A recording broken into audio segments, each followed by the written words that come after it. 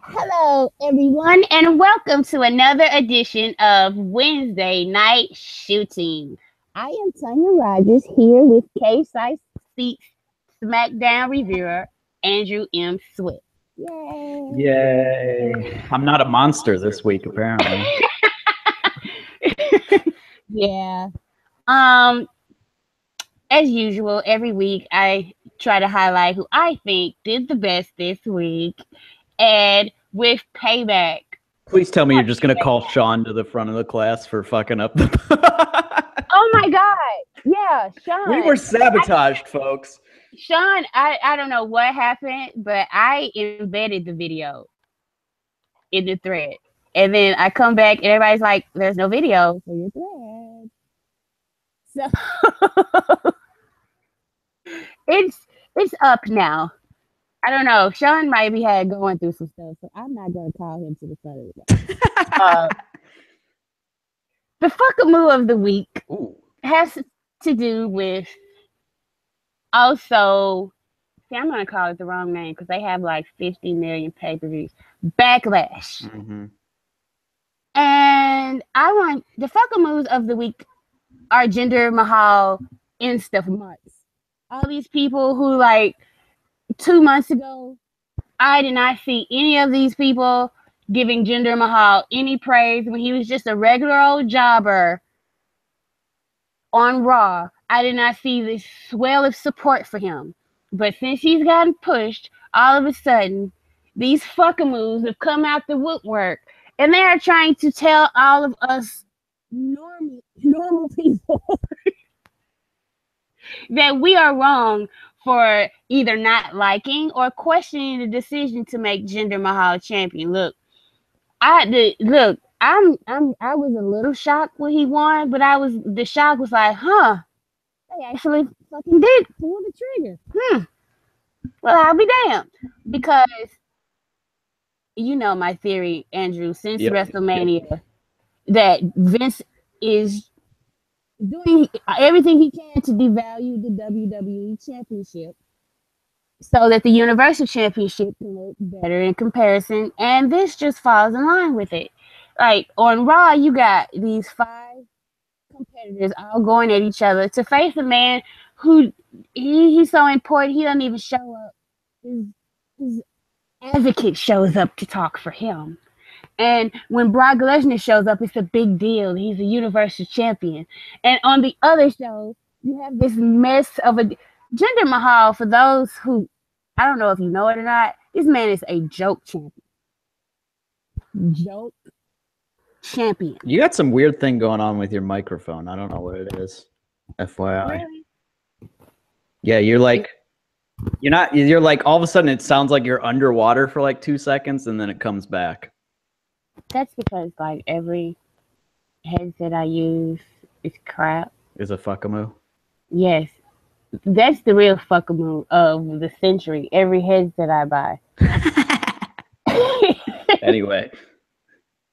Yeah, so what are your give me your thoughts on your new WWE champion. I mean, I've given many thoughts on our new WWE champion. I will say that the shock for me of like the pinfall, like of the victory, as soon as Orton hit the RKO and didn't get the pin, I knew Mahal was winning, which was like probably like a minute or so, minute and a half. No, it was probably because they did the whole bit on the outside. So it was probably like a minute and a half, 2 minutes before like the pin actually happened. But I knew it at that point. I called it in the thread. I was like, Jinder Mahal is WWE champion. People were like, oh shit, how far behind I am? And I'm like, no, I'm just calling it because I'm seeing what's happening here. So like I had a little time to process it before the pinfall happened. And I was just like, this is a thing. This is a thing that's happening. I mean, like, you've got your theory and shit. I don't know what the fuck's going on backstage with this company. So it could totally be 100% accurate, or at least partially accurate. It wouldn't surprise me in the least bit. But I mean, he's not.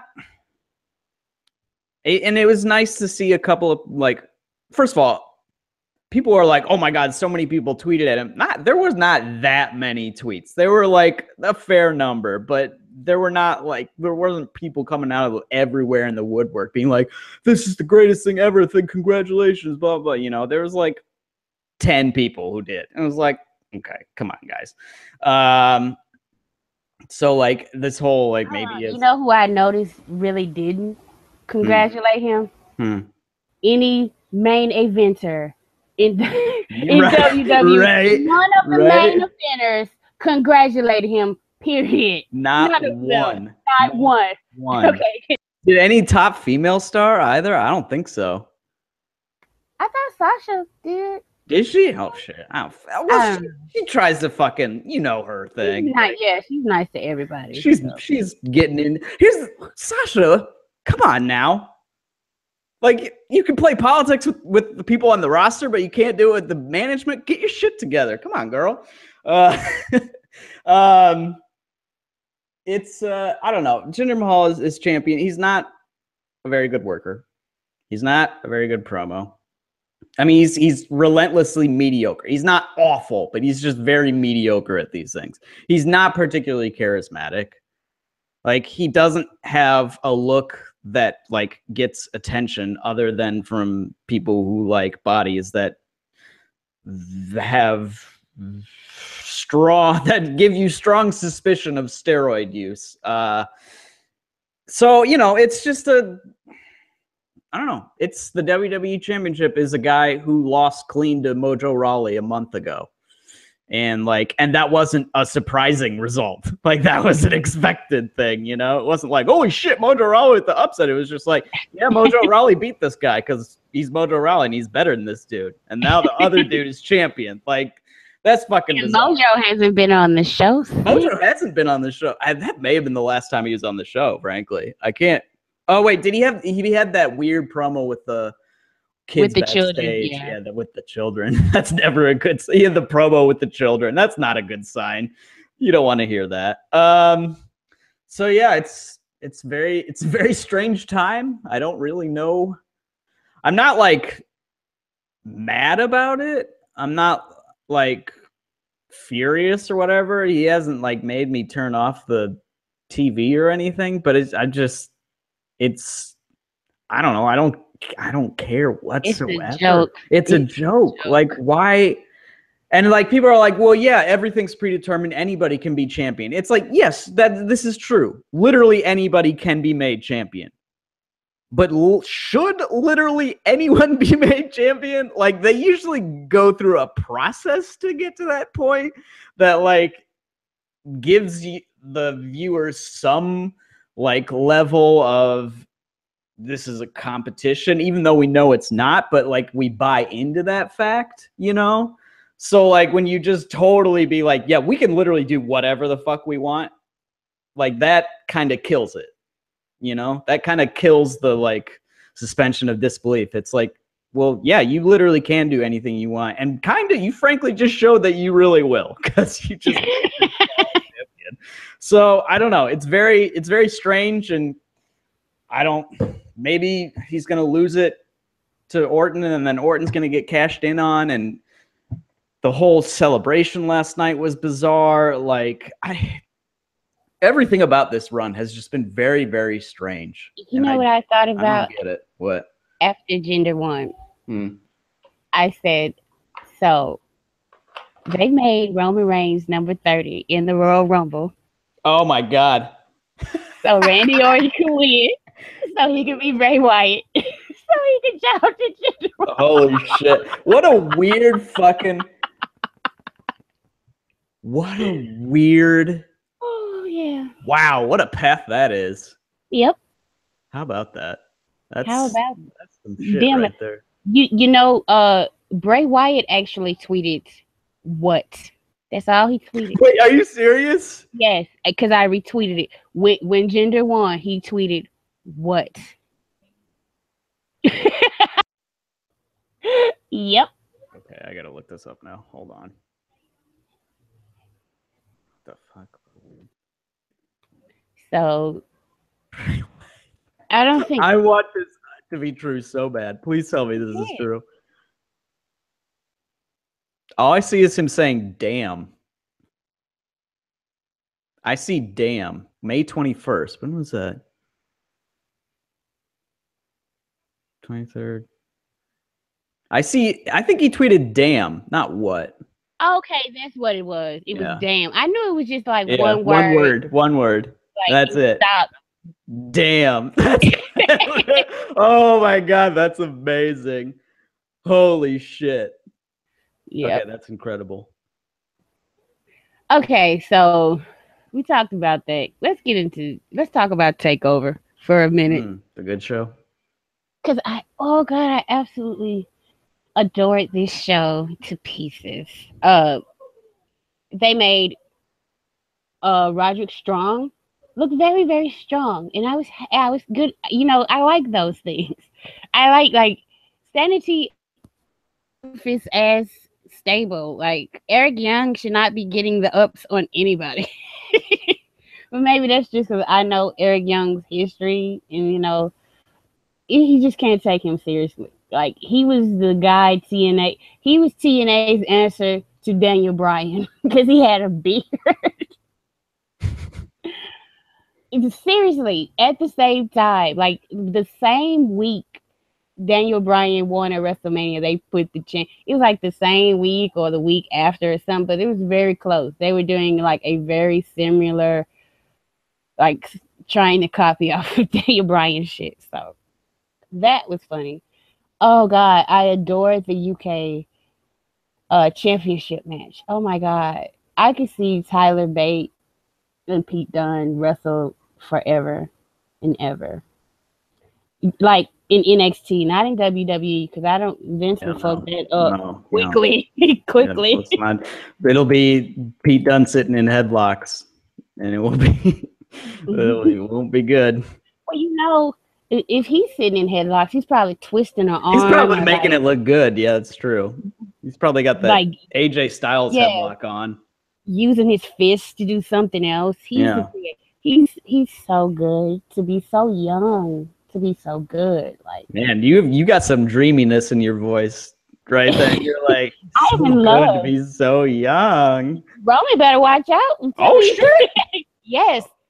Oh, I'm in love. I'm in love with Pete Dunne. I am. I will fully, readily admit it. And I'm a heel mark anyway. That's true. You are a heel mark. And he's just so good at what he does. It's just amazing. I'm in awe of him. And he's only 20. Wait, how do you get that good? Well, he's been wrestling for a minute though, hasn't he? Both him and Tyler they start when they're like 12 years old over there. Yeah.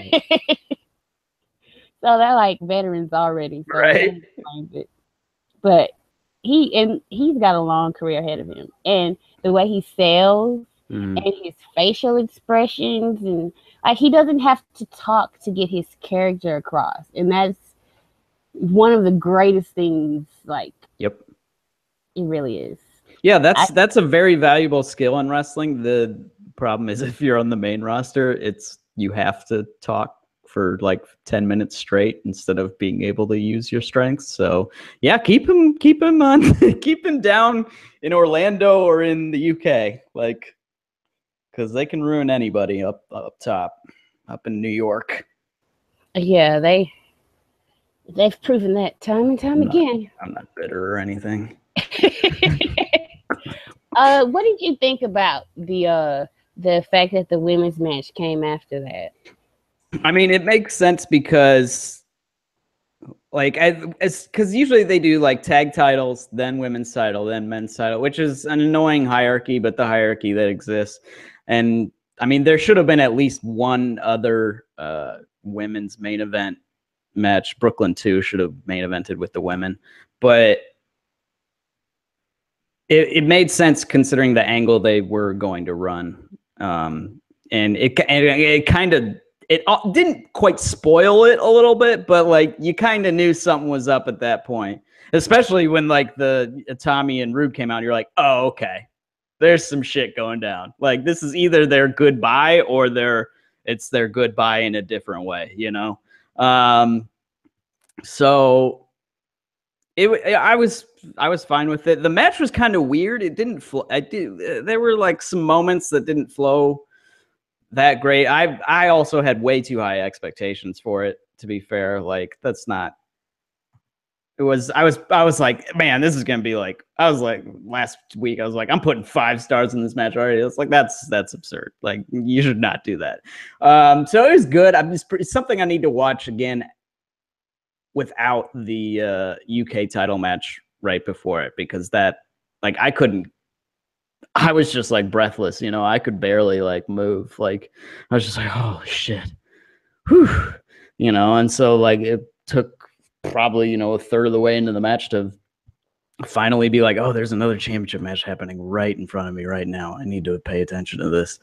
But you know, I don't think it was great. I don't think it was bad by any means. It was like a little bit better than like the Charlotte and Talia match that everybody likes to big up. It's probably like a 3.325.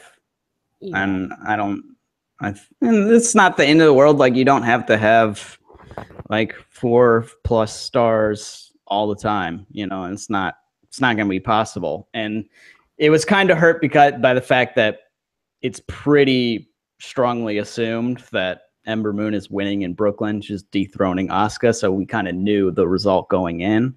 There was some people who were like, oh God, she like geeked them out, but I didn't feel like that was the case whatsoever. They're just making Asuka look really fucking strong. And then obviously, you know, Nikki and Ruby have their own shit. So finally at Brooklyn, maybe we're going to get 2 women's matches on a takeover again, which is about damn time. It's been since London, I think. Yeah. Which will almost be 2 years. So yeah, it'd be nice to get back to that. And God, pretty soon they're gonna have to start running 3 women's matches on takeovers. All the fucking people they're bringing in, like, holy shit. Yeah, they're having the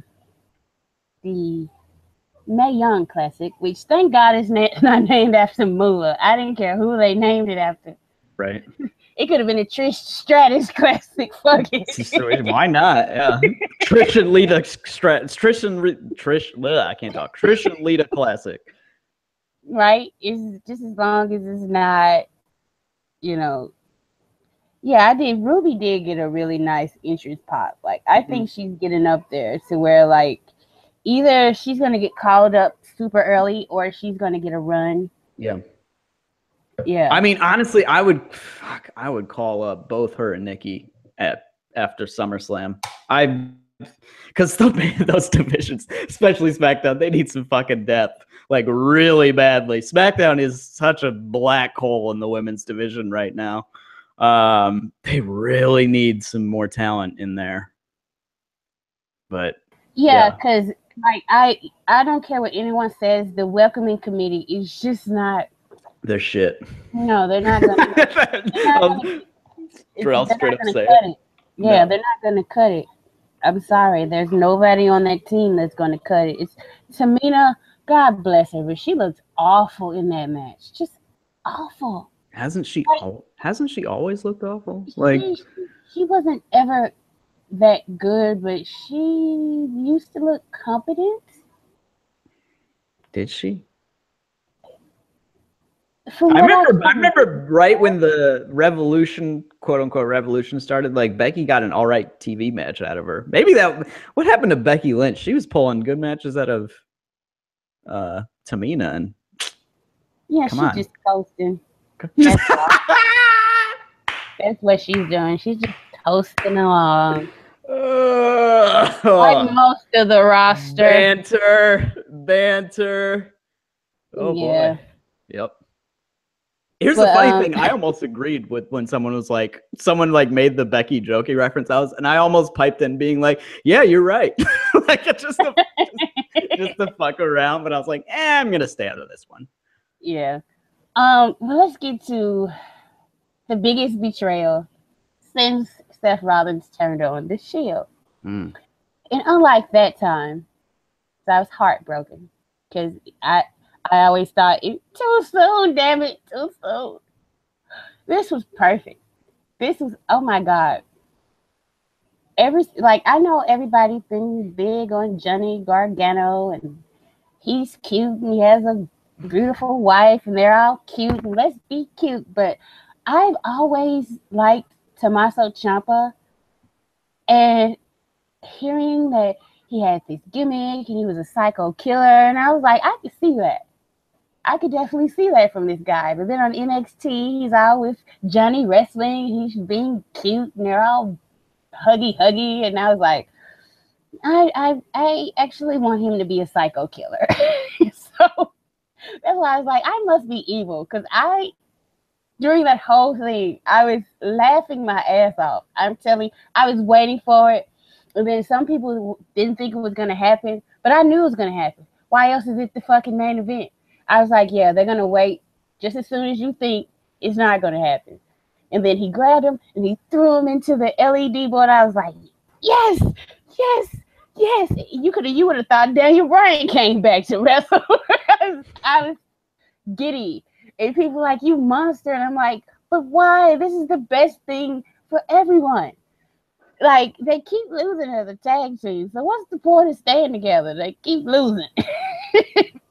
Time to move on. And Johnny's performance, it was just like somebody who really didn't know what happened or what hit him at all. And he was great. It was perfect. It was just like perfect cap of the night. It was wonderful. See, I kind of knew. As soon as they put up they were still just hanging out there, and like for an extended period of time, and they put up the graphics, I was like, oh, they're doing it again. Like I for some reason, like I immediately was like, it's our evolution. Like, boom. It was instant for me. And so I was just like, okay, they're doing it. And then it happened like, I don't know, 8 seconds later or whatever. I was like, yep, called it. Like I could just feel it in my bones, you know? So I don't know. It was extremely well done. And apparently Ciampa just sat there for like 10 minutes after the show went off the air. After Johnny was wheeled out, he just sat there still on the announce table. Like, there are pictures of him just sitting there. And it's like, fuck, this is some good shit. You know? That's some good shit right there. So yeah, and then like Candace's like statement she released is just like, man, and Ciampa like moving out of the apartment. Like, I wonder if they actually moved all of his shit like into the living room for like 10 minutes to take the photo, or just like in the other side of the room to take the photo. I kind of want to know how they did that, because clearly he didn't actually move out. Maybe he did. Maybe they're going all the way with it. Maybe he moved out, but maybe he's got like a lady friend and they were moving in together. So they're like, all right, this is the perfect time to do this angle. We're going to have this photo opportunity of an empty apartment room. Yeah, so that was great. And that's going to be, they're both, and it's kind of nice that they're both like hurt, whether it's kayfabe or not, for a minute, because it allows it to breathe. Like, it's just sitting there and everyone's, you know, back of their minds, and it's like a thing we're all hyped for, but it's not like a thing that's going to happen immediately. So that's going to be good. And it's going to allow like the rest of NXT to keep doing its thing, keep killing it like they have been.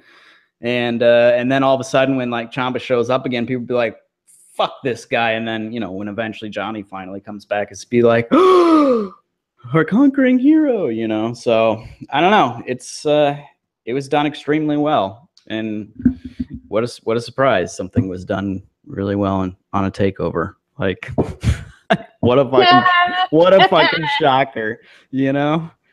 Yeah. I was very satisfied with that pay-per-view. Not so much with Backlash. No, it wasn't very good. It wasn't. I really wasn't into much, except for the Usos versus Breezango. That match was so much fun. That's why I have the picture from that match. Like, I couldn't just get a picture of them. I wanted to get a picture of that match, because the way Tyler Breeze is so good. And he's going to have a job in that company for such a long time if he keeps this up. Now, some people are like, well, that puts him in a Santino role. But, like, ex Santino, would he have rather been one of just another mid-carder that was jobbing, or would he have preferred to be Santino? I'm sure he was like, yeah, I made a lot of money at Santino, so I'm very proud of this. So, you know, WWE has always had that comedy aspect, so they kind of need people to fill those voids. And Lord knows Dean Ambrose can't do it. It always comes out hacky, and you know, it doesn't always land the way Tyler and Fandango seem to always get their stuff to land. And it's like, even though that was a comedy match, the crowd wasn't like, oh, these guys are like Jinder. Like when Jinder won, there were people there that were saying, like, most of the crowd is laughing their ass off that he won. Mm-hmm. But if Fandango had won, the crowd would have been like, shit, yes, because they're so behind them. And like, I know New Day's coming to SmackDown, but I just hope they don't forget about these two guys. They've put in some great work. Yeah, they really have. And I mean, I did not. The coming out in the janitor costume and just like going to the ring in it, and it was like, all right, this is amusing or whatever. And then when I like realized that he was just on the apron, still in costume, mopping the apron, I was just like, oh my God. Like, holy, like, and then he tagged in and was playing with the mop. And like, I saw some people on Twitter being like, oh God, it's not serious. It's a championship match or whatever. It's like, it's not a fucking world title match. It's a tag team title match. Calm down, folks. Like, if we can't enjoy that sort of thing, then wrestling is dead. Right. And then commentary made the very good point that like Breezango was doing that to throw the Usos off their game plan, and it worked. It was working. Exactly. Yeah, there was a method to the madness, you know? Right. And I don't know. So that was just the damn hoot, and the match was fun. And I mean, I love when Gino gets super into something on Twitter, and then he's just like, I think he tweeted something like, I've never wanted anyone to win something as badly as I want Breezango to win this tag title match or whatever. And then like, he was just like, I am devastated at the end. I was just like, yeah, that's when you know someone has like, in the span of literally a month, like has been putting out excellent work and gotten over like in a big way. And like I compared it in the review. I was like, they're just kind of in that position where like everything they do, you get like a warm feeling on the inside. You're just like, oh, you know. And I compared it to like the beginnings of a crush. It's like the wrestling equivalent of like you're starting to get a crush on somebody. And you're like, oh, like they're so wonderful, you know. It's like that's kind of how it feels when like an act is starting to get over with you, like personally. And that's definitely how I've been like taking it in. I'm like, man, these guys are just great. And then last night, like, I credit to Shane McMahon for two things. One, for not taking the stuff down and just leaving it up in his quote unquote office, just leaving up all the fucking shit. That was hilarious. Two, for when they're turning in his whole like, guys, you know that you're not cops, right? And Fandango's like, yeah, my dad says that too. I think you guys might be right. He's just like totally perplexed. And Breeze was like, you probably want our guns too. And Shames was like, wait, you guys have guns? He was just like, wait, hold on. They fucking reach behind, and you can see Shane be like, oh shit. And then he's like, oh fuck, it's fucking water guns. Like that was, and then at the end, like Shane took one and just started shooting it. And he's like, oh, this is fun. I was like, this is amusing. Fucking New Day slips Shane some shit before the show Tuesday, apparently, because he was having fun during the show and on Talking Smack. I don't know. Right. And just to go back to the episode we were talking about, who would you want to party with? Oh, my top 4 people. My God. Who are on Talking Smack. New Day and Naomi. What's up? Right? Like, seriously. And I'm like, this is why your girl want to hang out with these people. They Right. seem like fun. You're going to have fun. Naomi, like, oh, and you know what? The fact that, like, she is not a Triple H child. This is a Vince person that's getting pushed. And so, like, that's probably why she stayed on the roster so long. Like, Vince is like, no, we're going to give her time. We're going to wait. And then finally he listened to her fucking idea. All right. Oh my God. Wait, look what happened. She got over being herself. Duh. As James Worthless would say, he is worthless. I'm sorry. People are like, oh, James Ellsworth, he's so funny. He is not giving any of those women heat, though. He'll come out, he'll get the shit booed out of them, then Carmella comes out, crickets. Mm-hmm. He is supposed to be the heater for that group, and he is not heating them at all. Yeah. But, like, you're right. SmackDown is a mess. That women's division is a mess. Really And is. Raw's no better. Did you hear Bayley? Like, the mention of Alexa crushing Bayley got roundly cheered during her promo. I'm not surprised. Not surprised in the least bit. I'll tell you what. Watch Raw this week, did you? Yeah, those 3 hours, I didn't watch a second of Raw. Those 3 hours were just so delightful. You need to go do on YouTube. You need to go watch Goldust's promo. Oh, okay. I do like me some Goldie. I'll go throw that. I'll go click on that. He's back. He's back. Like, it's Goldust. It's Goldust. It took me back to like 1996 and like, oh boy, the dude I fell in love with. Yes, and it was just like maybe 2 minutes. And if there was one part where somebody tried to hand him a script, he said, "I don't need a script. This is my picture." And I was like, yes, take a shot at those fucking scripts. But yeah, the only thing I would suggest from Raw was that, yeah, for you, that's the only thing I would suggest. Okay, I'll check that out.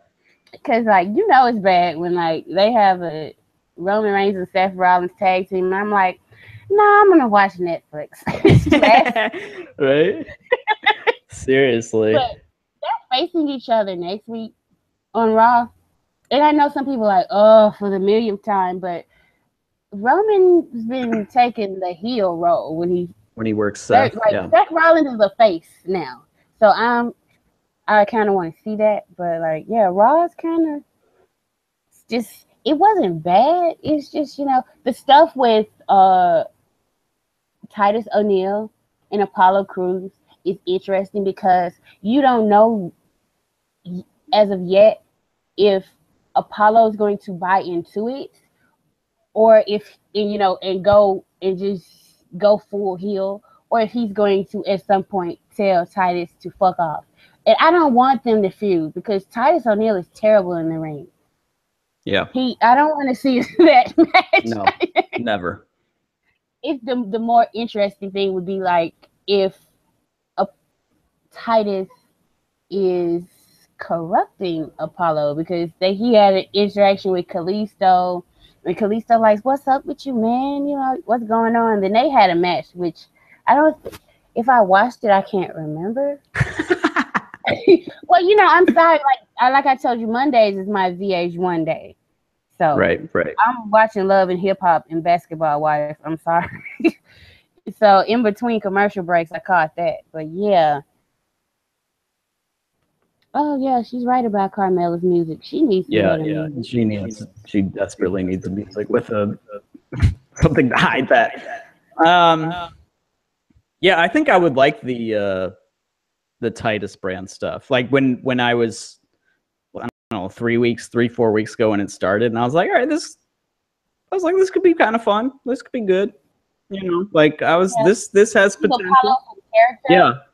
Like this it was weird to me how, like, one week they were like, Titus is like, they had that weird selfie in the ring and it was like Apollo wasn't into it, and then like the next week they were just like buds, and I was like, well, that happened off camera and very quickly, but they didn't explain that. Yeah, no, that's, you know, sometimes you gotta let Raw do that shit. I mean, and SmackDown too. I'm not gonna lie, but they don't need to. It's frustrating. It would not take 2 minutes to explain it. It's just kind of like, man, guys, it's really not that hard to tell a coherent story. For the Money in the Bank thing, like, I don't like that they just like, and hear the people. Yep. Yeah, because they don't have a lower card. Mm-hmm.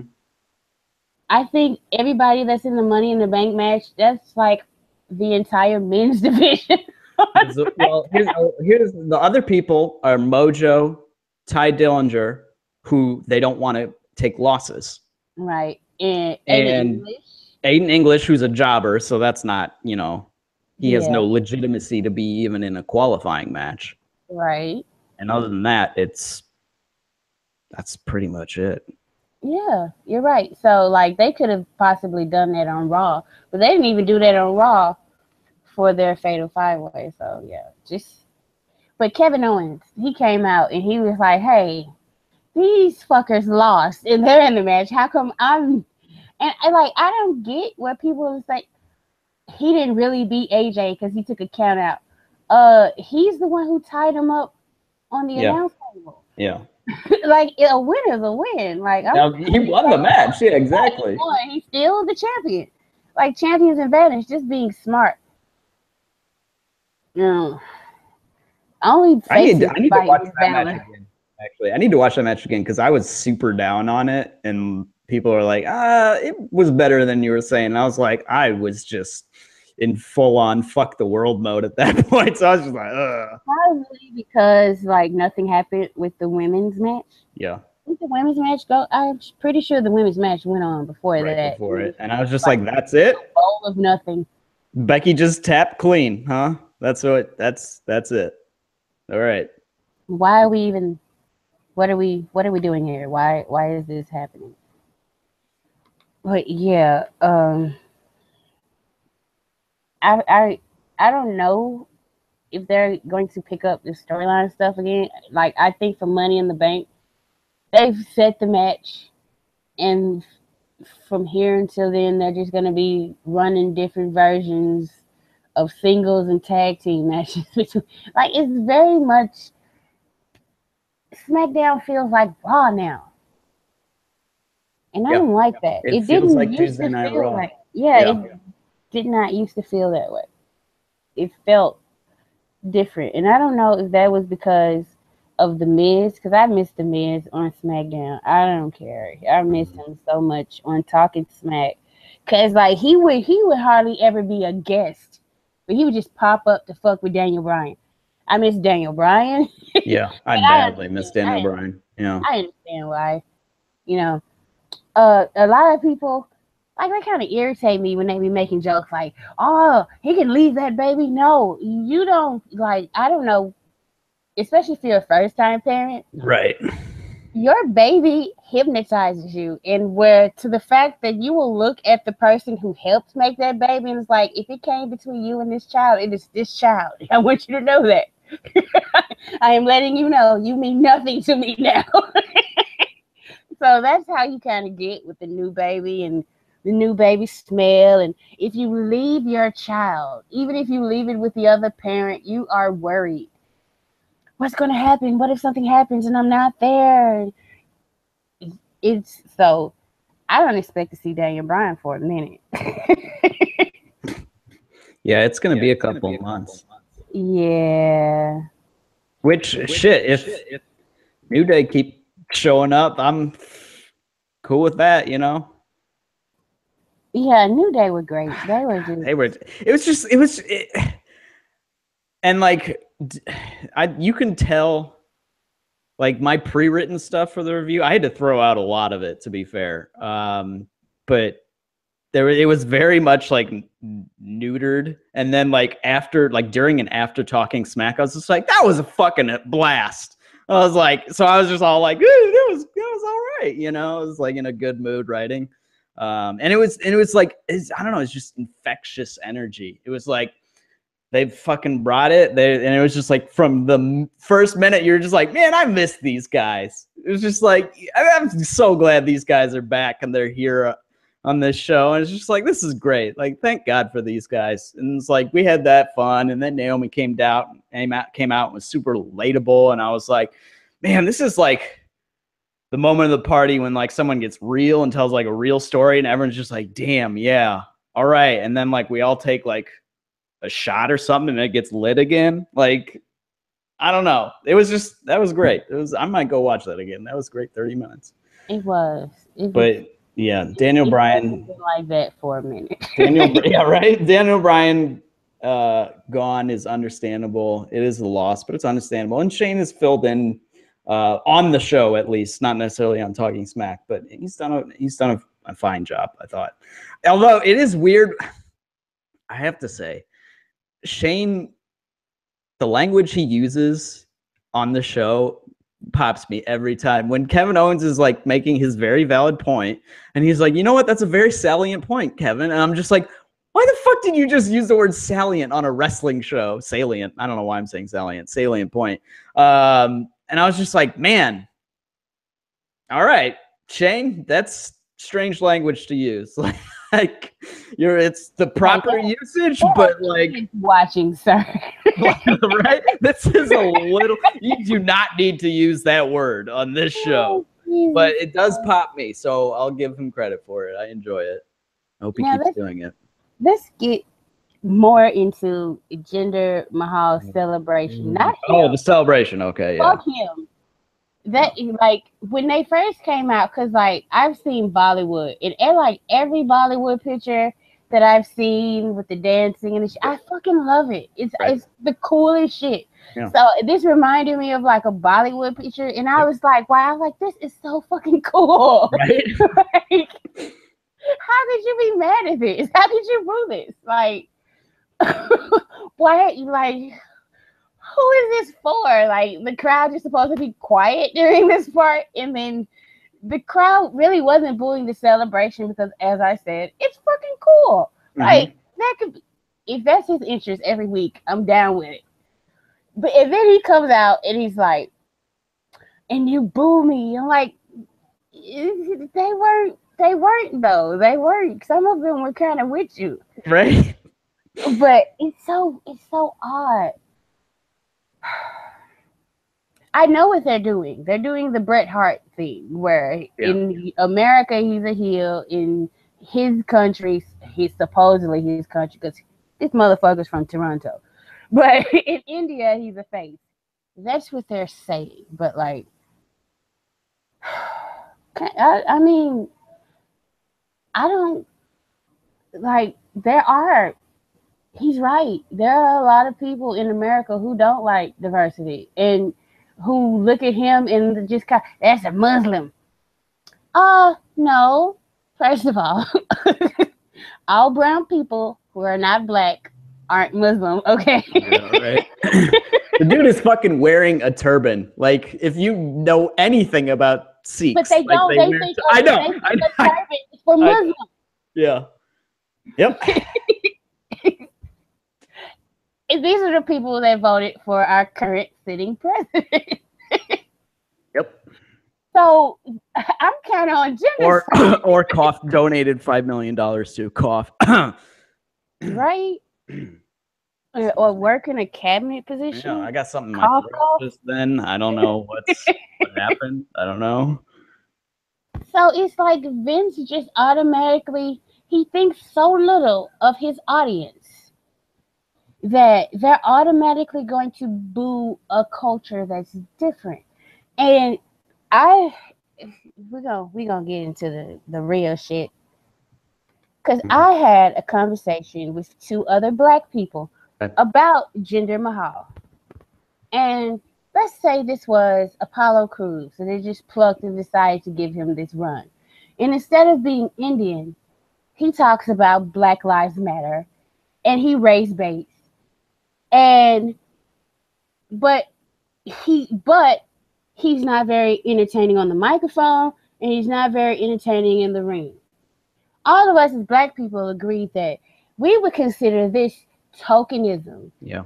And we don't accept that. Like, we don't want your token. We want something because we're the best and we earned it. So, like, I don't know if that's what Jinder's going through, but like maybe he should sit down. Like, yeah, he should be happy he's getting promoted, but think about why they're promoting you, sir. And ask yourself, if there was another Indian guy on the roster who was a little bit better, who would get that? Who would get this promotion? Not you. You're getting it because you're the only option. And like, it's just this. It seems odd to me that a lot of people are very much afraid to tackle this and call it what it is, and it's tokenism.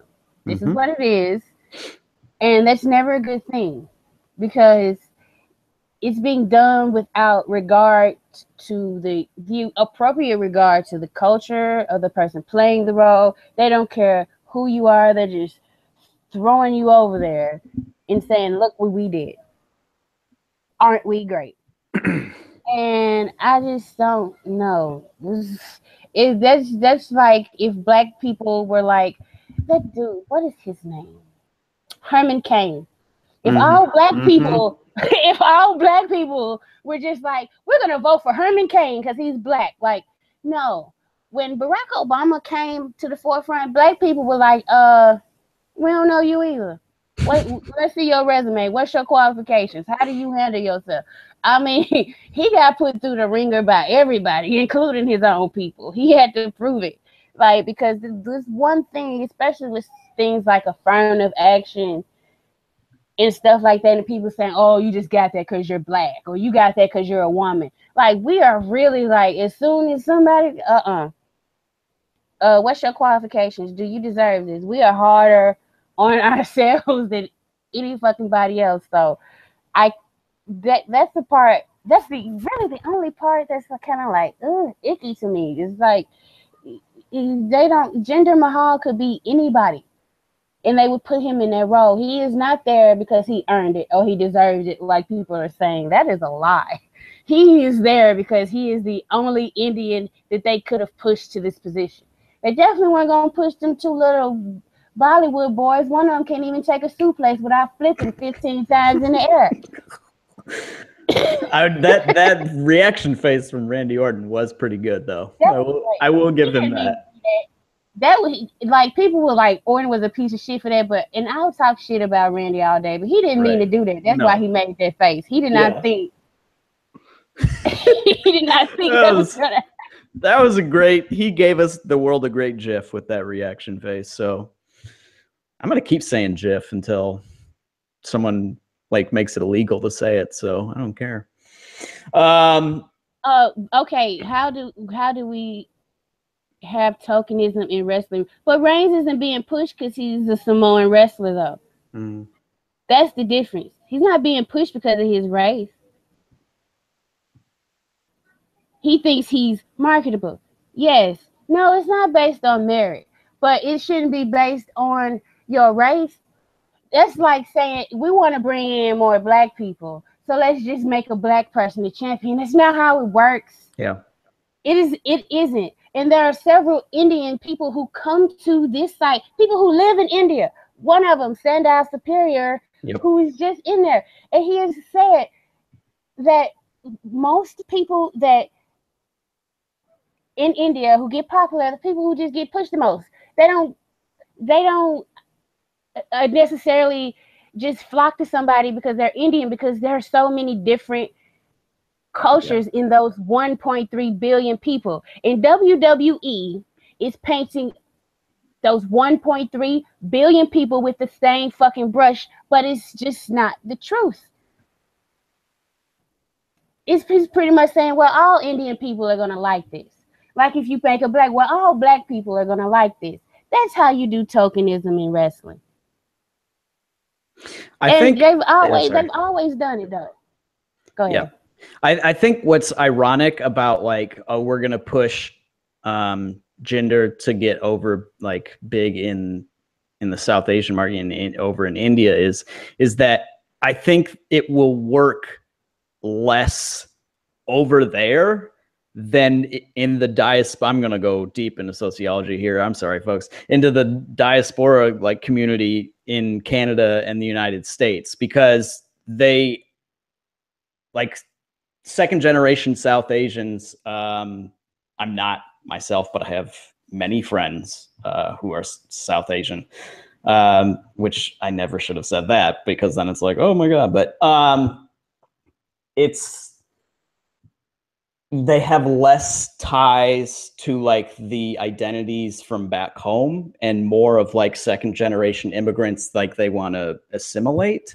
And that kind of breaks down the barriers between that's like Punjabi and Gujarati or, you know, something like that.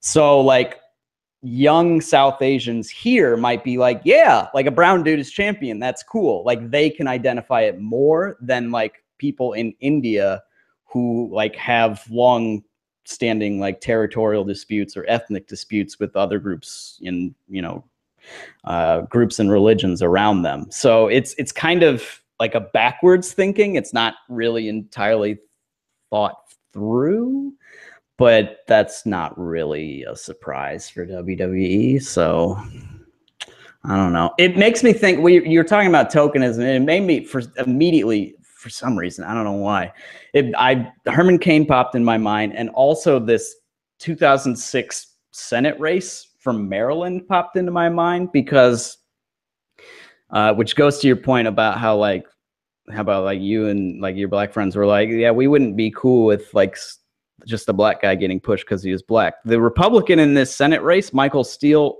was black, and the Democrat, oh Lord, go ahead. And the Democrat Ben Cardin was white, and Ben Cardin won. And Maryland is obviously a heavily black state and heavily Democratic state because of that. And Cardin won easily without like a question, you know. So it's like people will identify with people who they like or like have their backs rather than inherently someone who's of their group. Right. Especially with black people, because we've been going, like they've been trying to pull this with us for far too long. Long time. Yeah. Far too long. Decades. Like, oh, we see you. Boop, boop. Go on somewhere with that. But like, yes, tokenism has always been in wrestling, just like the evil foreign heel. But guess what? Obviously, this shit ain't working, because I'm looking at figures that Tierney posted in the daily about how ratings are just dropping and dropping and dropping and dropping. So obviously this shit ain't working. Mm-hmm. And they are barely in the black, and they have a monopoly on wrestling. So when people argue about WWE business practices lately, I'm like, I don't know. Like, I don't know how to run a business. So I'm not going to say what's right and wrong. But it seems to me like the current formula is one that's driving consumers away from their product every year. That's just what it seems. And what WWE, like their investors this year finally asked them, like, you know, we recognize that you just getting more money out of existing customers, and you not bringing any new ones in. You know we know this, right? Right. You know you're not fooling us, right? So that's the whole thing. That's the reason why, like, I never saw Roman as somebody that was going to bring in new viewers, and he's not. Like, it's not the people that you're running off. Are you bringing anybody back? No? Well, then let's go with somebody else. Like, serious. Like, fucking seriously. It's been 3 WrestleManias. They planning on a 4th one. Like, okay. But after WrestleMania 34, please, after that shit don't work, can we please move on? Pretty please. No, because then we got the Cena match. But Cena is but a Cena win won't mean anything, because he'll have dropped to Jinder Mahal at SummerSlam. That's what I'm saying. Like, if Cena is about to lose to Jinder fucking Mahal, like some people are saying, then it don't mean shit to beat John Cena anymore. It doesn't. I'm sorry. Mm-hmm. Those, like, the last person that'll beat him that meant something was AJ Styles. Just like, I mean, for real, people were upset, but it didn't mean shit that Roman Reigns finally beat The Undertaker at WrestleMania. That had already happened. Brock Lesnar had already did that. Pretty much everything, this is my opinion, and I love The Undertaker. Everything that happened after WrestleMania 30 for The Undertaker didn't mean shit. None of that meant shit except for an old man trying to hang on to his career when it was over. That's all it meant to me. So whoever beat him, who the fuck cares? He's already been proven to be not immortal. He's mortal, very mortal, as it's been proved. And like, they're kind of doing with Brock to where like Goldberg beat him, and to me that kind of diminishes when Roman's gonna beat him. Right. So, like, this is my whole, like, it was funny is they had to have that match at WrestleMania 31 because apparently Vince was scared that Brock was going to run off to UFC. But look what happened when he competed in the UFC. He cheated, and now he's banned from the UFC. So Vince should have had some balls with Brock. And they're like, okay, go to UFC. You'll be back. But, like, I don't know. Vince used to have grapefruit, but he don't have none anymore. I don't know what's going on with that man. He's lost it. Triple H has it. All hell.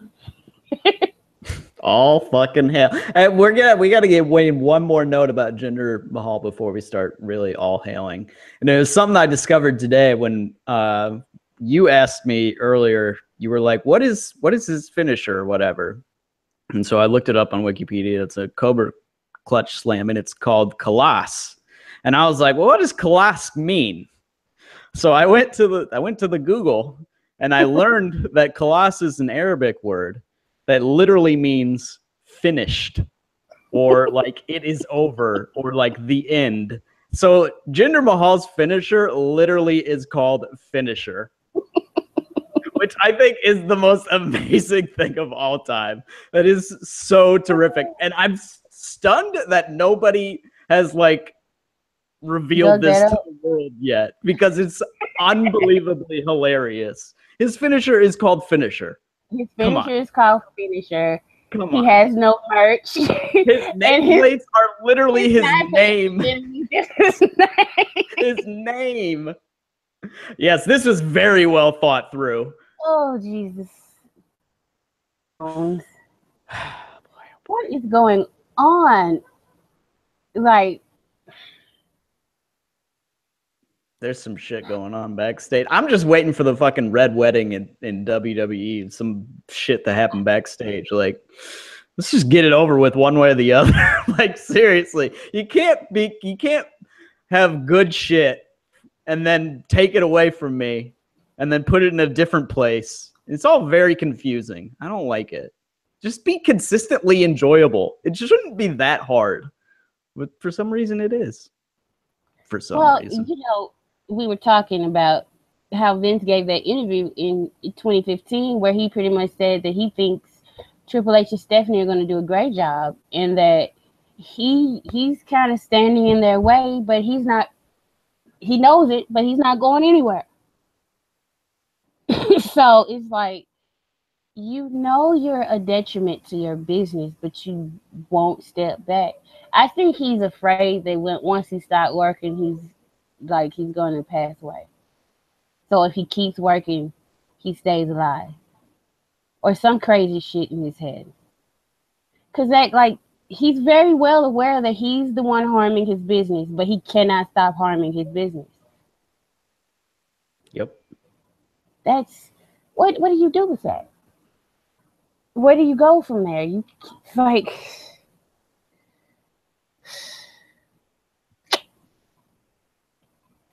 I don't know. And where? No, she didn't have merch. Alexa did not have merch, but she had 2 weeks out of shoes. But she did have at least some nameplates that were unique. And also, she got a shirt immediately after. Yeah, they said it was like 2 weeks after she won. Yeah. Because I don't think they were planning on putting the belt on her. Like, I really do think that was like a last minute thing. Both times with like both on both brands, they were like, screw it. Let's just give her the belt now. Why wait? But you they used to plan. Like, I've heard shoot interviews with Jim Cornette where they would sit down and map out and plan stuff weeks in advance. And he believed it all went to shit when he started hiring writers outside of wrestling. And then started listening to people who Cornette feels didn't like the business and don't want to be in wrestling, like Kevin Dunne and Vince Russo. So Yep. It's very complicated. But like, I don't think it's gonna be however it happens, if he said, like, I don't even know with a mentality like that. This could be the type, especially like if he gets sick and he has to be on his deathbed, we'll find out he sold the business to somebody else. Right. Up from under them. Like, Seriously. I don't know. I don't know what's going on with that man. Like, I have a lot of respect for Vince and what he's been able to do. But all of his accomplishments, like the last big accomplishment was the network. Mm-hmm. And that was a brilliant idea. But it just seems like, I don't know. I don't know. The business model is not one that's up to date with the times. There's an anti-intellectualism that goes with wrestling, but it doesn't necessarily have to be that way. Like, you can be a thinker, as all these brilliant people on Cage Side Seats illustrates. You can be a thinker and be a wrestling fan.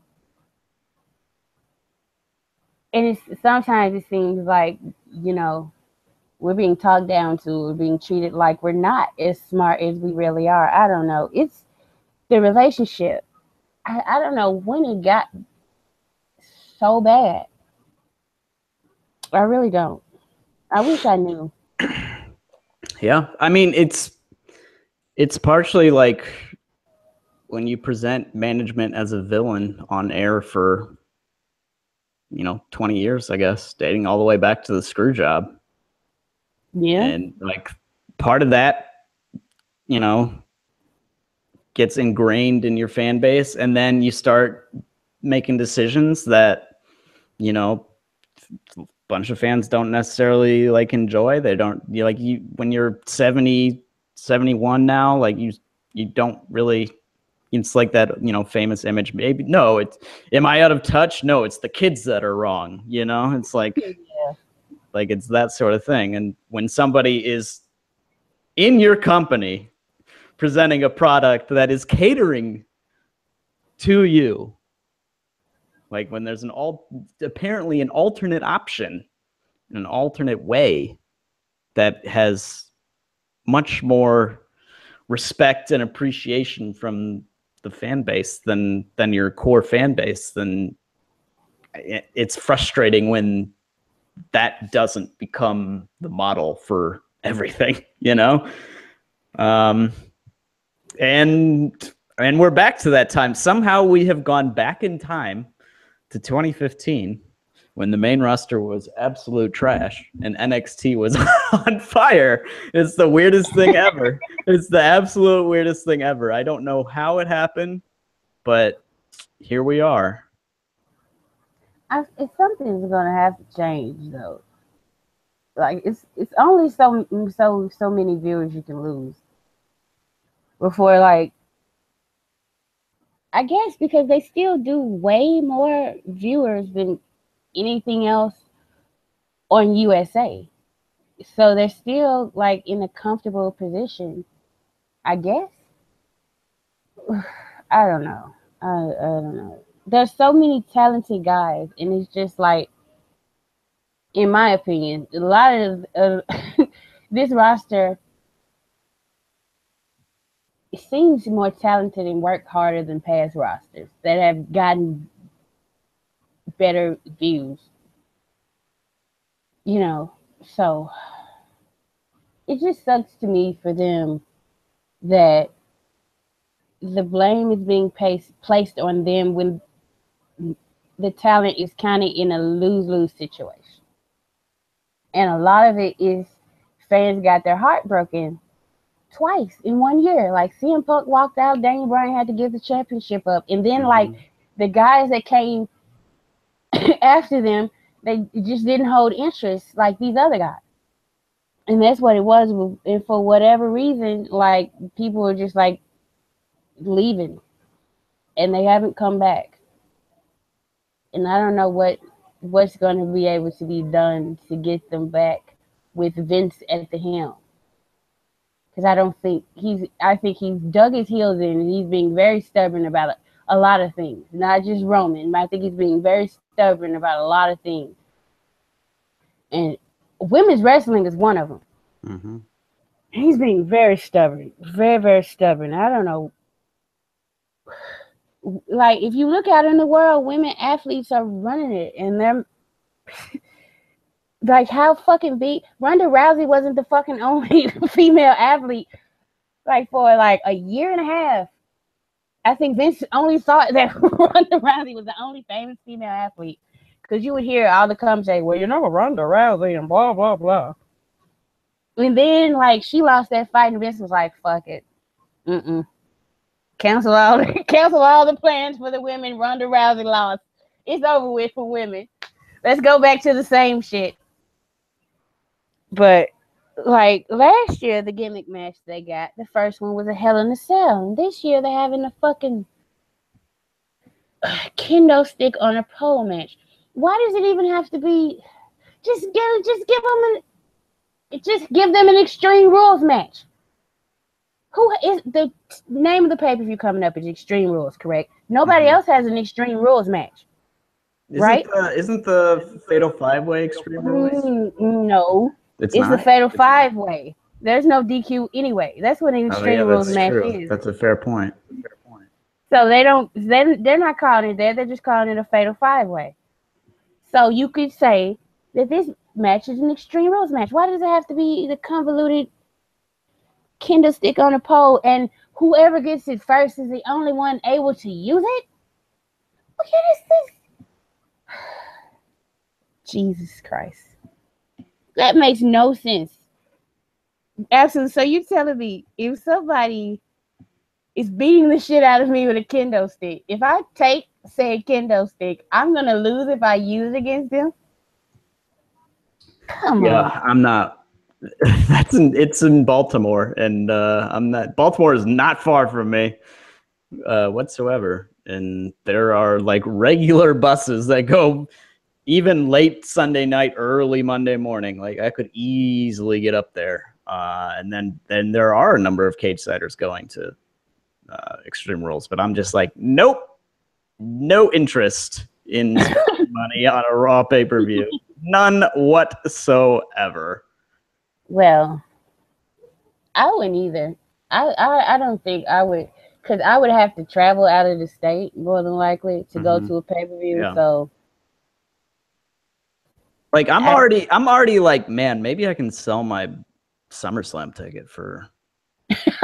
Like, I literally already have tickets for SummerSlam, Raw, and SmackDown. But and they haven't put takeover tickets up on general sale yet. Like, you can get it with like some weird package or whatever, but I'm not doing that. So I'm just gonna wait till they go up on general sale. And I might end up selling my SummerSlam ticket to pay for basically my takeover ticket and the tickets for the other two shows. I might even end up selling my Raw ticket. It might end up just me going to SmackDown and Takeover and like an indie show or two, like, you know, and otherwise just getting lit in Brooklyn. Like, that sounds, frankly, way more entertaining than fucking spending 7 hours in Barclays on Sunday and like another 4 hours on Monday, you know? Like I'd rather just hang out with my friends. That sounds way better. If you're not gonna fucking give me what I wanted at that fucking pay-per-view and wanted it in the way that I wanted it, like not just thrown together slapdash at the last minute just because you fucking can, but like a long-term built story that culminates in the match that I wanted at SummerSlam, then fuck you, WWE. You just lost. And then, like, they've turned SummerSlam into mini WrestleMania, where it's pretty much everybody has to get on the card. It's going to be 15 hours long. Yep. So it's like, sheesh. Yeah. Can we just do that for WrestleMania? Because shit. Right? And WrestleMania was good, but it was long as hell. Yeah, long as hell. Yeah, like make SummerSlam like the hardcore like big show, you know? Right. Like make it the WrestleMania for hardcores. Just like have a really dope good show with like good long-term angles and feuds going into it and stuff, you know? Like do that instead of just making it WrestleMania 2.0. So they in the thread is mentioned the Dean and Miz is a reverse Extreme Rules match. And what the fuck? You've never seen okay. So you probably never seen it. So like what? If Dean gets disqualified, he loses the title. So why wouldn't Miz just have Maurice slap him? She might do that. Why wouldn't Maurice just slap Miz right from the start? That's a disqualification. But see, Dean should be smart enough to recognize that after what? Because I saw when. So what's he gonna do? Like lay out Maurice with a DDT or some shit? He should go to Kurt Angle and be like, "Hey, can you ban Maurice from ringside?" But you know, faces aren't allowed to be smart on the main roster. No, which is why that start to Takeover was so hot, because it was like so when like Roddy's like the Sanity was all in the ring, just hanging out, where Eric Young is the ring, the other two goons were hanging around on the outside, and Roddy's theme was just playing for a long time. And I was like, did they fucking like run like a beatdown angle backstage or some shit? No, I knew he was gonna sneak him. I knew he was gonna. And all of a sudden, they're just like crowd roar, and they're just fucking wailing on the goons, and I was just like, this is why the fuck? And then the face wins, and it's just like, why the fuck? Why don't they do this more often? Why don't they fucking do this on the main roster? Like ever. Right. It's so strange. So strange. So you probably weren't watching, but I was part-time in 2011, but I did see that Money in the Bank 2011. Of course I saw that. Boy, yeah. On pay-per-view. I actually saw it for free because somebody bought the pay-per-view when I was over there. But Randy Orton was the world champion facing Christian.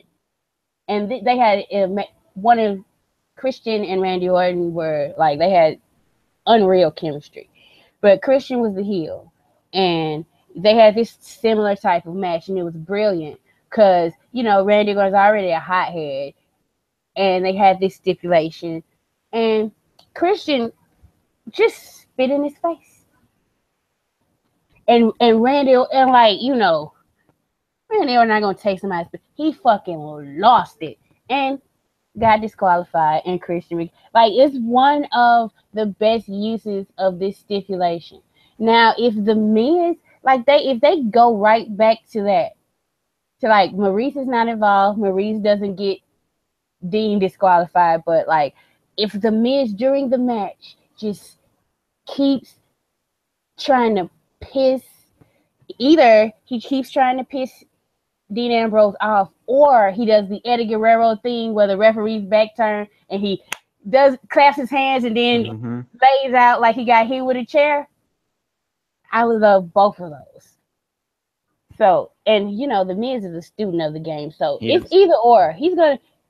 I don't think that they're gonna go straight up for, you know, Maurice trying to hit the Miz. Although that would be smart. As soon as the bell ring, Maurice just gets in the ring and low blows the Miz. Right? Yeah. Take one for the team. The referee has no choice. Yep. But like, if I was the boss, I'd be like, no, no, no, fuck that, Maurice, get your ass to the back, restart the match, like, cause that is bullshit. But I think that's how they're going to get the belt on the Miz again. Wait, but Miz can lose by disqualification, and I mean, he's not the champion. yeah. So if Dean gets disqualified, because but can Miz be disqualified in the match? Yeah, he can be disqualified. Okay. Lose. All right. Yeah, they both. I didn't know if like Miz could like use chairs and then like Dean just. Oh no. Like the fucking kendo stick. No. It's not like that. What, they only do something that ass backwards for the women? For women, yeah. Yeah. What a surprise. But yeah, that's actually, but it kind of makes sense because the last time they faced each other, like the Miz tried to go for the low blow, and then Dean caught him and he low blowed him in front of the referee. So the Miz was, using, like, he just did that on purpose, and the next time he gets disqualified, he should lose the title. So, that's been interesting when I can catch it on Raw. And like, I've not seen this, but that sounds smart. Yeah, it's been a nice little program, but it's really nothing like the Miz on Talking Smack. I wish he could still be on Raw, but just pop in on Talking Smack like for no fucking reason. Just that would actually be awesome to me. If they're sitting there and all of a sudden Miz and Maurice walk up and Renee's like, "What are you doing here? You're not even on the show anymore." And he just comes to talk shit and brighten my day. I would not be mad at all. For some people like that crossing brands, like, shut up and just enjoy him. Like, Talking Smack I was just at the point where I was like, you know what? I don't need to watch this every week. And then Miz cut that awesome fucking promo on Daniel Bryan. I was like, shit, I have to watch Talking Smack every week. And now I'm kind of feeling like I hadn't watched Talking Smack actually for a minute. Yeah, until they said New Day was going to be on, and I was like, shit, I need to watch this. Right, and it delivered. Yes. So, is there any? I think we covered everything for the week. Is there anything we missed that you want to talk about? I don't fucking know. Wrestling, just not really. I watched for anybody with the Flow Slam gimmick. If you haven't watched the Keith Lee Donovan Dijak match from this weekend, and the one from WrestleMania weekend, actually, which I just got around to watching over the weekend, you should do that, because that's a hoot, and that's like 200-300 pounders doing more flips than cruiserweights do. So that tells you the pointlessness of the cruiserweight division. But I don't know. There's some good stuff out there. Like, NXT has been great. Again tonight, it was great. Like, even though it was just we got the Aleister Black squash, whose theme I'm just digging right now in a big way. So there's some good stuff in wrestling. It's just Raw has broken me entirely, and like I've got my Mondays back at least, so that's a benefit. And boy, I would tell you, if SmackDown was bad last night, like if it was like trash like it has been the last month and a half, like 2 months, I was on the verge of like giving it up. Like I was, I was very close. I was just broken, beaten down, and finally fucking Breezango, like on Sunday night and last night, like saved basically SmackDown for me and like kept me around. So yeah, those guys are great. Push them. I hope I'm really worried. I put this in the review too. I'm really worried that like their moment is over and like they'll, get pushed to the side or whatever, because when SmackDown was hitting its heights, like its branding, its kayfabe branding, the land of opportunity, was like also had, or at least had the appearance of crossover in reality. Like somebody would do good work and then they would get more opportunities. So it's like, it feels like Breezango have done that good work to get more opportunities, but it also, like, they lost the title match last night and they were like, is it the final Fashion Files? We don't know. So I don't know. I'm worried that, again, the nature of the show has changed, and there was nothing in last night's show, even though I enjoyed it, that made me think, no, it's back to the SmackDown that I bigged up so relentlessly so in the fall and winter. So I don't know. We'll see going forward, but I'm worried. I'm still remained cautious. Yeah. And also, I just want to say, dear God, or whoever controls these things, please don't give Baron Corbin the Money in the Bank. God. Yeah. Oh, Boy. God. No. You are going to be... You're not going to be happy about that. No. I'm not happy about anything related to Baron Corbin. I kind of get it, because who's going to take the title off of Baron Corbin? Like, I feel like they might do a thing where, like, Baron Corbin's the big bad wolf, ha ha ha, which I loved AJ Styles last night doing the, like, telling the Three Little Pigs story basically to Baron Corbin's face. I almost called him Baron Wolf there. But I feel like that this, like, Sammy Corbin feud they're doing now is going to lead to, like, Corbin win the title, and then they're, like, going to have, like, Sammy's going to win the title from Corbin. But I want Zayn's championship inaugural one to either come from, like, a top star, like a Cena or a Styles or something like that, or Kevin Owens. But it just feels kind of weaker if they, like, do it with Baron Corbin, you know? Like, it just seems so obvious what they should do, and it feels like they straight up honest. For as long as he's been pushed, I still think he should be more over than he is. Corbin? Yes, most people still don't fucking care. Yeah, I kind of have to agree with that. Like, I personally like him, but, like, his reactions are not. They're never there. Yeah, they're not much. They're always lukewarm. They're always. He's never had a big boo or cheering. Yeah. Or. Yeah, like in NXT, he was a heel because he was getting the meta heat. Yeah. And like, they turned the meta heat into, like, him, like, being an actual heel, and then he said one line to Apollo Crews and people lost their shit, which admittedly probably a genuine fuck up. You should. You think so? Do you think so? You should have stayed in Ring of Honor. And he does. That's the only ending he knows. But that's kind of funny though. Like, I mean, even, like, accidentally, it turned out to be a good line. Yeah. So I won't look a gift horse in the mouth on that one. But yeah, I don't know. He's not.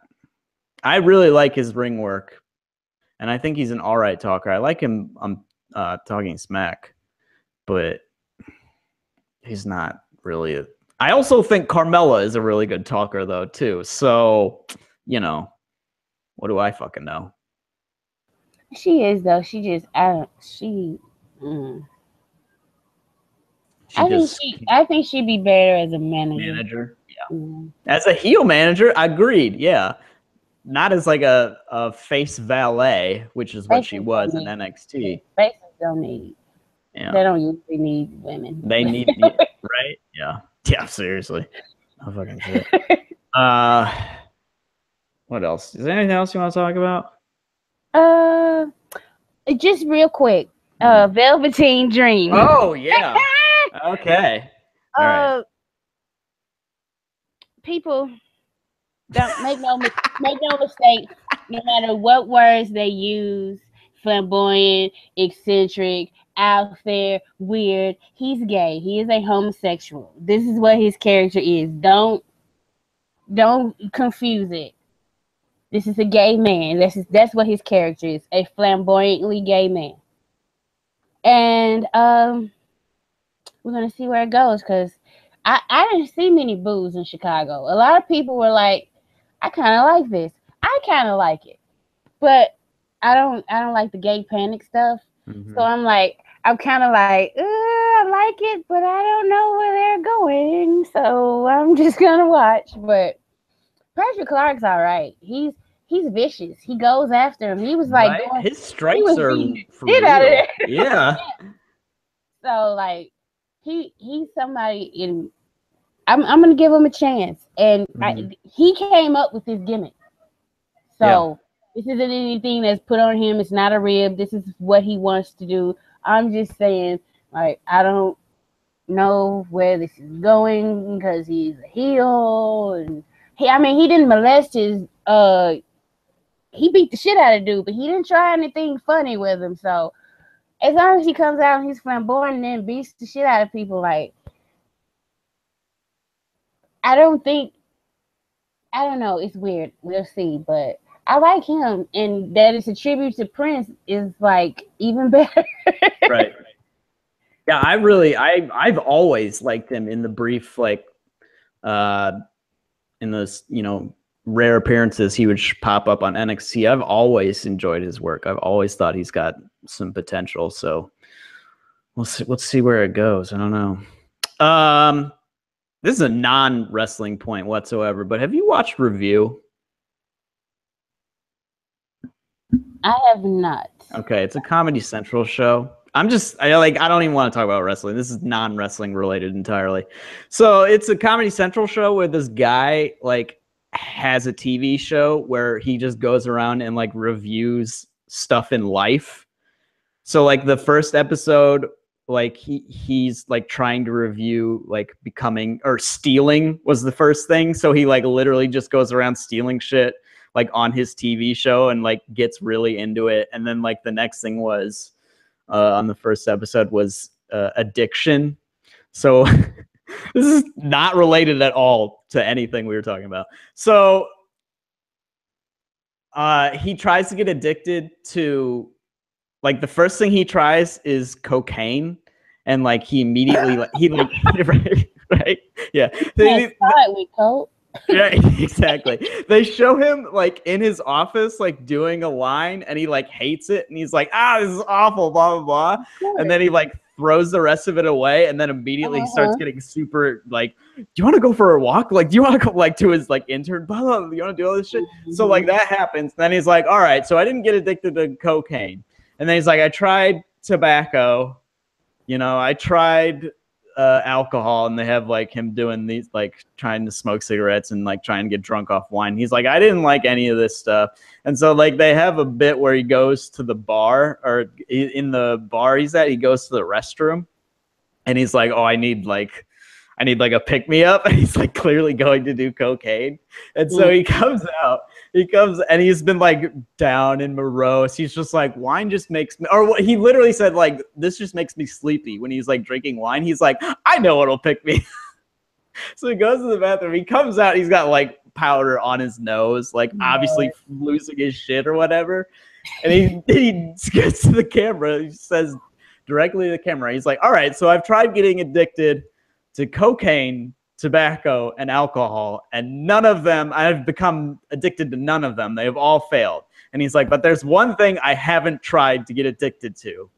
Cocaine! And he fucking has this really big grin and walks right back into the bathroom. And I was just like, oh my God, this show is, all right, so that show is right up your alley. And I feel like it'd be up the alley of a lot of listeners, because I fucking, as soon as he did that, I was in stitches. I was dead. Yeah, it was great. Yeah, so I highly recommend that to anybody listening. And again, that had literally nothing to do with anything we were talking about. I just wanted to throw a plug in there. That's fine. Yeah. Yeah, I'm sitting over here waiting, like, and I just realized it's 2 full months to the next season of BoJack Horseman. Wait, and there's a new season? Oh, fuck yes. I didn't even know there's a new season. It starts July, I want to say 25th. I want to say that, but it's about 2 months away. Shit. And I cannot fucking wait. I'm so impatient. So maybe this show can like tide me over. because I'm like so impatient. I really am waiting on that 4th season. Oh my God, that's gonna be my weekend whenever that comes out. And God damn it! It better not come out SummerSlam weekend. I'm gonna be pissed if that happens. They're gonna get political. So. Oh Jesus! Yes. Oh. Yes. Yes. So here we are talking about stuff that's more interesting TV than shows. WWE. Yep. What a surprise! It always happens this way. But yeah, it was better than last week, definitely. Maybe yeah, SmackDown was definitely better. I can't speak as to Raw. I can't fairly judge either because I didn't watch most of the show, but like Goldust was great and The Miz was great, and I was told Roman was good, but I'm sorry, boo. You rolling with like another tag team match with against Samoa Joe and Bray. I do not give a fuck. I do not. Anything concerning Bray Wyatt, he is dead to me. And he was the opening promo on Raw, and I was like, I was in the thread and like Bray was out first. I'm like, well, not watching that shit. Sorry, Bray. I used to love you. But like, you gotta get a new gimmick, boo. I do not believe you. And it don't matter how many people you got now. I just don't believe you. Never will again. So yeah, I guess you can just go. Oh, the Glow is coming. Glow is coming in June. Yeah, the TV show. Yeah. The TV show. I'm looking forward to that. I'm looking forward to that because I have a crush on Allison Brie. I'm just saying. There's nothing wrong with that. And yeah, I'm looking forward to that because I used to watch Glow. So it's gonna bring back fun memories for me. So I guess you can go on and take it out. All right. Well, it's been an up and down week in the world of wrestling, in the world of WWE. We've seen some highs, we've seen some lows, but we all know that the most important thing to do is to stay even-keeled and to stay balanced. So if you're feeling down, what you should always just do is go hug yourself. Bye, people.